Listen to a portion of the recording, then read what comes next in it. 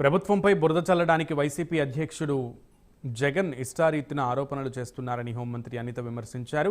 రాజకీయ హత్యలు జరిగాయని జగన్ చెబుతున్నారని, ఆయన దగ్గర వివరాలు ఉంటే తనకు ఇవ్వాలని హోంమంత్రి డిమాండ్ చేశారు. సమాచారం లేకపోతే మాజీ సీఎం జగన్పై ఎందుకు చర్యలు తీసుకోకూడదని ప్రశ్నించారు.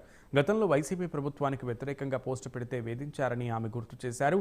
గతంలో పెట్టిన కేసులపై బాధితులు కోర్టు చుట్టూ ఇప్పటికీ తిరుగుతున్నారని తెలిపారు.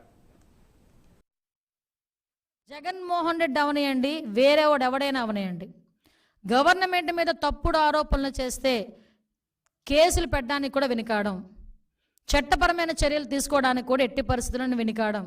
ఎవడైనా సరే, అక్కడ జగన్మోహన్ రెడ్డి, పులివెందుల ఎమ్మెల్యే జగన్మోహన్ రెడ్డి ఉన్నాడా, సమ్ ఎక్స్ ఉన్నాడా మాకు అనవసరం. ఈరోజు రాజకీయంగా ఏదో రకంగా బురద చల్దామని నోటికి వచ్చినట్టు మాట్లాడుతున్నాం.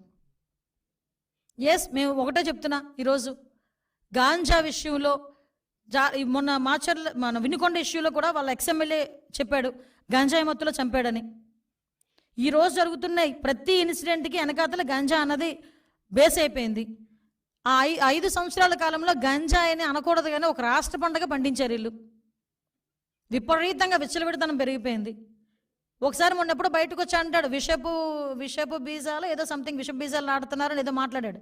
అరే ఆల్రెడీ నువ్వు నాటేసావు విషపు బీజాలు. 5 సంవత్సరాలకి 5 సంవత్సరాల ముందే నువ్వు నాటేసావు విషపు బీజాలు లాస్ట్ 5 ఇయర్స్లో. దాని తాలూకు అవశేషాలు ఇప్పుడు కొన్ని బయటపడుతున్నాయి. వాటిని ప్రక్షాళన చేసుకోవాల్సిన బాధ్యత మా మీద ఉంది. డిపార్ట్మెంట్ కూడా ప్రస్తుతం వరకు ఏమైపోయిందంటే, ఇంతవరకు డిపార్ట్మెంట్ కూడా కొంతమంది ఇప్పటికీ పరదాలు కట్టడానికి బారికేడ్లు వేయడం పరిస్థితి అయిపోయినట్టు అయిపోయింది. అది కాదు,